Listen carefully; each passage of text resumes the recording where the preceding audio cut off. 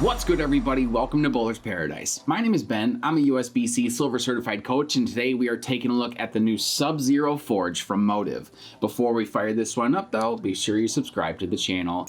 Here at Bowler's Paradise, it's our mission to help you get the best unbiased information about all the new equipment in bowling so your scores can go through the roof, and subscribing is the best way to help support that mission. So while you're down there, be sure you hit that notification bell too so you don't miss out on that next hit release. The Duramax additive is back for Motiv, this time in the bright white Subzero Forge. This, the 7th generation of the Forge line, features that same low RG and high differential detonator core, but this time is wrapped in the same coverstock material that was used on the Evoke, the Leverage MXC solid cover finished to 2000 laser scan solid out of the box. So since this one is pretty much a one-to-one comparison to the Storm Summit Ascent, and the fact that I really did enjoy that ball, I decided to run with the same 5x4x4 2LS layout on this one from Motiv. Over the last couple of years doing these reviews, I've struggled in finding layouts that match up well with some of these Motiv releases, so my hope was that this one would have the teeth to handle a slightly weaker layout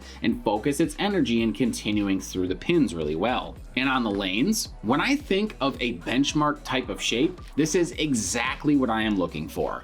The Subzero Forge puts together a combination of control off the spot with significant hitting power through the pins in a way that I'm not actually sure any other symmetrical solid on the market today can do. The fact that this piece looks like it is completely rolled out at 40 feet, but then finds an extra gear to get to the pocket with authority is so satisfying that as a bowler, I'd be hard pressed to not add this one to my bag.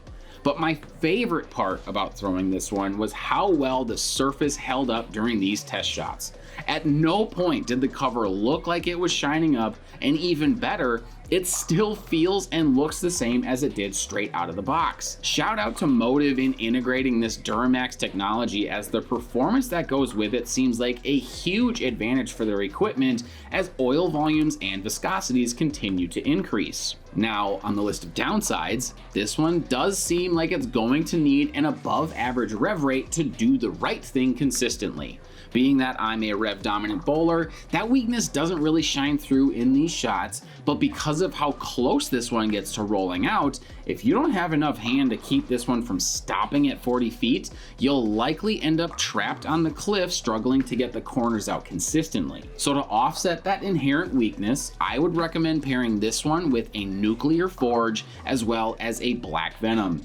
The Subzero Forge would be the headline piece for fresh conditions, and then as you have to chase the look inside, the Black Venom and Nuclear Forge both will still get through the pins with similar authority, but their path through the oil pattern will be much different. So jumping to our Crossbrand comparisons, I first took a look at the aforementioned Summit Ascent, and here I see a piece that's surprisingly cleaner through the middle part of the lane, but with a similar level of control off the end of the oil pattern.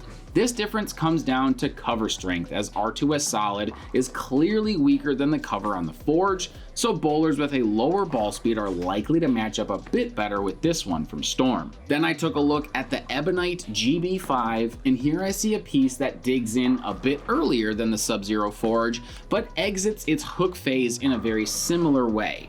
Most of this gap could likely be made up with matching the surfaces of these two pieces, but even still, I believe that speed dominant bowlers are likely to match up better with this one from Ebonite. But with that, here's my recommendations on the types of bowlers that I think would match up well with the Subzero Forge from Motiv. The first is balanced bowlers with a higher ball speed and rev rate. If your game is all about power, I think this one is just flat out made for you.